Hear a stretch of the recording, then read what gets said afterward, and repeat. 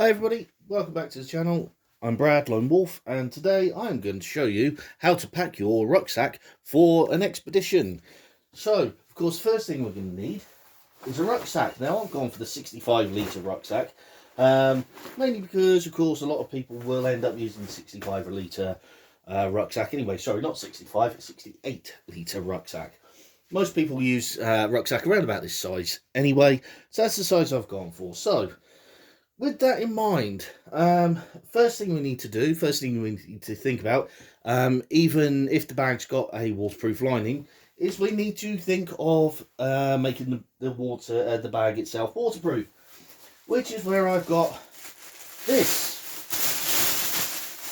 This is just a bog standard bin bag, so it's nice and lightweight, but you know, bog standard bin bag will go in there. Go in your rucksack nice and easily, just like that. Of course, if you don't want to use one, you don't have to use one. It's entirely up to you. Now, inside inside the rucksack, you're going to need to be carrying certain items.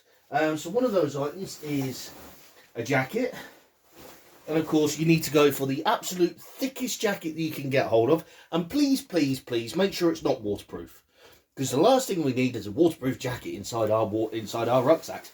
Doesn't matter how you fold it up, how you screw it up. Just put it up there. Make sure it goes inside the bin bag, and push it down inside there.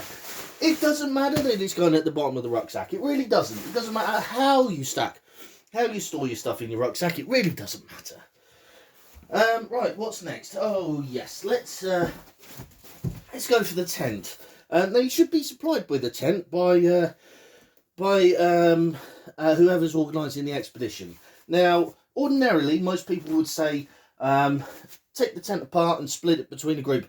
Don't do that. It's a waste of effort. What you need to do is just grab your tent, make sure it goes on the outside of the bin bag, and just shove it inside your rucksack like that. It's all good. It's all fine. Right, next. What's next? Oh, yes. Sleeping stuff. So when you're using your sleeping stuff, remember, you've got to find a blow-up mattress, just like this one, just like the air mattresses that you would at home. Make sure it's nice and heavy, so that it puts more weight on your back, yeah? So nice and heavy, again.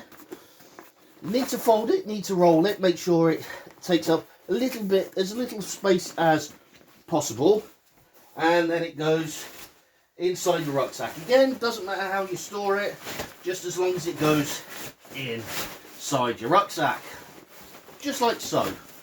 Got a little bit of a bulge there, so I'm just going to slap it down, make sure it's nice and flat.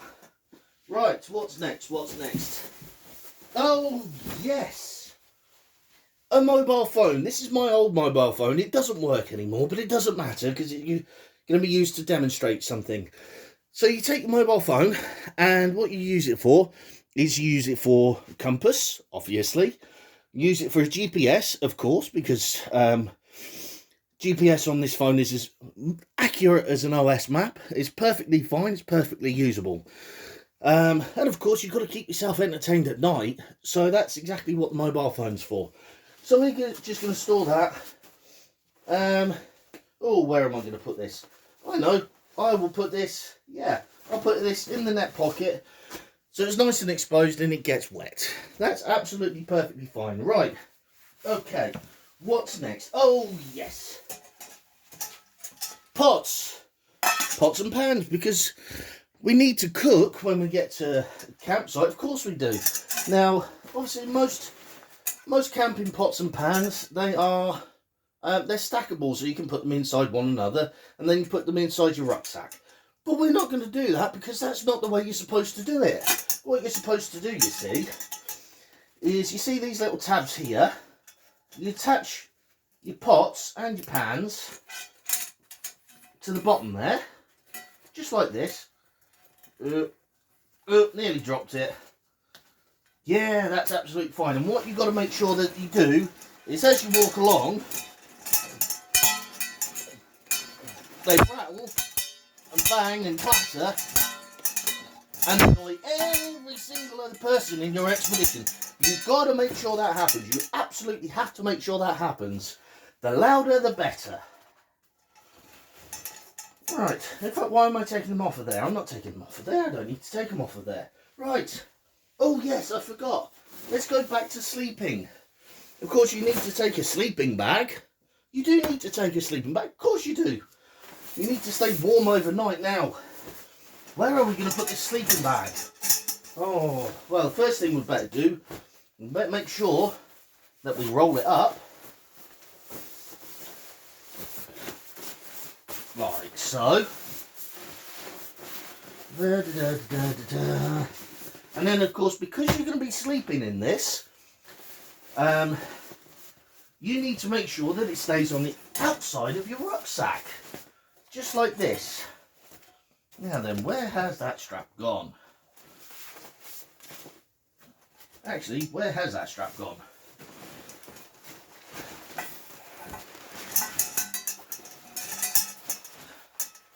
There we go. I knew I'd find it. Right, so yes, like I was saying, make sure your sleeping bag is on the outside, preferably at the top.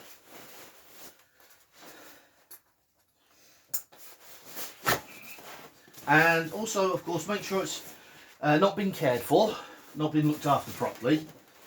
And we're going to squash that down as much as we can. And there we go. So your sleeping bag, the thing that you're going to be sleeping in, is on the outside, so when it rains it's going to get wet. It's absolutely perfect. Don't worry about it, it'll be absolutely fine. Okay, moving on. I'm going to move on slightly quickly now. Oh, I forgot food. Can't take pots and pans and not take food, can we? That's just stupid. Best thing, of course, is beans. Tins of beans. As many tins of beans as you can get hold of. And where are you going to put them? Well, you can put them anywhere you want. I mean, I'm just going to shove these for now in these mesh side pockets. Just like that. And of course, when you get, and there's another one over on this side as well. Make sure we're using all the space. And of course, once you get to camp, whether it be wild camp or a campsite, once you're finished with your tins of beans, you just smack them flat. Yeah, make sure you smack them nice and flat, and then hide them under a rock or bury them or something like that. It's absolutely fine. Nobody will know. Right. Anyway, as I was saying, oops, looks like the sleeping bag's slipping a bit there. Let's see what we can do about that. We'll tuck it into that strap there, and then tighten it down. There we go. It's still on the outside. It's still fine. Right. Moving on. Now, I'm not going to go into full detail about clothing because that's something you can discuss yourself. But, of course, the best thing to take on any expedition, wherever you're going, anywhere in the world, is a pair of old rotten shoes like that. Don't know if you can see them. Can you see them? Yes, you can, but I'm going to move them up slightly. A pair of old rotten shoes like that. They've got virtually no grip on them. Yeah, no grip on them whatsoever. And also, may end up causing you blisters, but we'll come on to that in a second. Yeah, so wherever you go in the world, whatever you do, make sure they've got no grip and absolutely no ankle support. Because that's exactly what you want. You want no ankle support on these shoes. Okay, to go with shoes, please make sure that you're wearing the thinnest socks that you can. Even better, you know those little trainer sock ones that you can get that only come up about so high? Even better. Because, yeah, they're absolutely perfect. Once again, they're absolutely fine. They're perfect. Last thing I'm going to mention is, no, I'm not going to talk about trousers or anything like that. Last thing I'm going to mention is a cotton t-shirt. Absolutely fantastic. Absolutely the best thing that you could wear on any expedition anywhere in the world. It absorbs moisture, it holds onto it, and makes your life an absolute misery. So that's why I recommend those.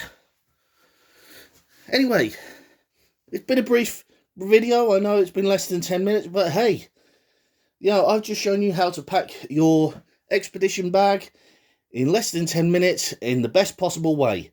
Oh, and by the way, April Fools.